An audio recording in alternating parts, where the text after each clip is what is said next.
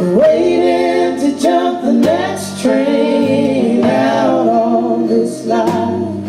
It's a lonely life in a nowhere town. No one. We're here at Rise in Bristol with Yolanda from Malin, and you're about to be performing in about half an hour's time. Are you excited?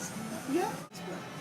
It's a cross between soul, southern soul, so think Stax, think Muscle Shoals, and then LA country, so that's more closer to Neil Young, CSN. We actually read an article earlier that was describing your band, and someone who wrote it mentioned that they thought what you were doing was brave.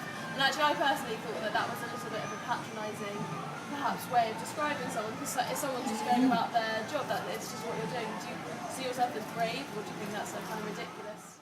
I think, ridiculous is the word. It's all context. Like, if you know loads about music, then you would have known from birth, or if you're born in a different country, you might have known from birth that the most successful record that Ray Charles did was a country record. What are the kind of things you've got listening to? Well, weirdly, Dolly. Yeah.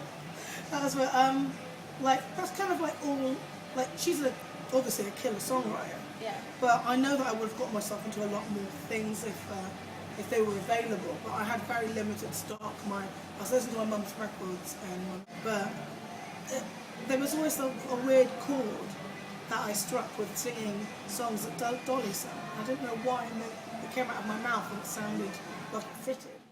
We were reading up earlier that you've done a lot of work for other artists as backup vocals, and you've featured on other songs. How do you find the experience of working as a backup artist or a supporting artist to being the frontman of the band? Well, from kind of age 18 to like 23, I did probably the vast majority of my kind of featured artistry, if you will, and then just stopped. Yeah. Because I lost my voice anyway, and so that kind of, I quit all my jobs anyway. But then after that, I was just like, why would I lose my voice for that? Yeah.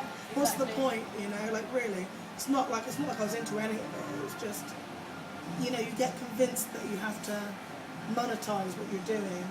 Like at the time, I hadn't really told my mother that what I was doing, so I had to try and make a really strong case. Was the long and the short of it. So, luckily, you don't enjoy it so much, but that's like, it's on you. You do it or you don't, and so then I decided it wasn't worth it.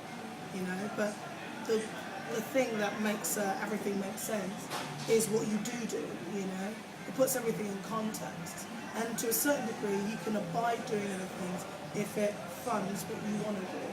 And like, people don't like to kind of feel a bit odd about the practicality of music. They like to think of you just landing in it and being fine. Yeah. And it doesn't always work like that. And in fact, most of the time, if the band's any good, it doesn't work like that. And they have to kind of find a way of making money that doesn't necessarily mean dedicating yourself to an industry. Yeah. Telling me I have to interview students at a nightclub on a Monday night. I know the gritty realities of trying to make it in showbiz. What did you tell us about the name Phantom Limb? I'm intrigued by it. What's it mean? Where's it come about? Why? Something just over the shoulder at all times, and that's really what was happening, and that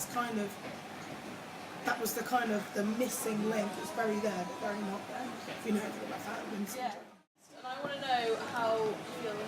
Does Bristol inspire you? Is it have a very strong heart? How do you feel about Bristol as a place? It's like, is it your soul? conflicted. Yeah? Yeah. Why conflicted? Because if you grew up here, I'm not one of those people that can live and die there. Yeah. And so I've got excessive love because of what it allows you to do as a musician, in that it's a very much hotbed.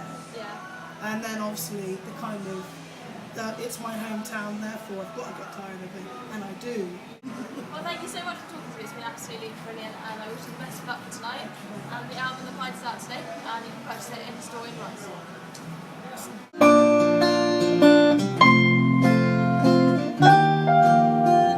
I'm frozen, standing here, just watching the people on the merry-go-round.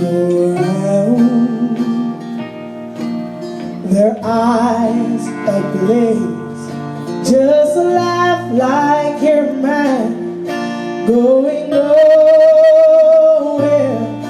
go to where you belong.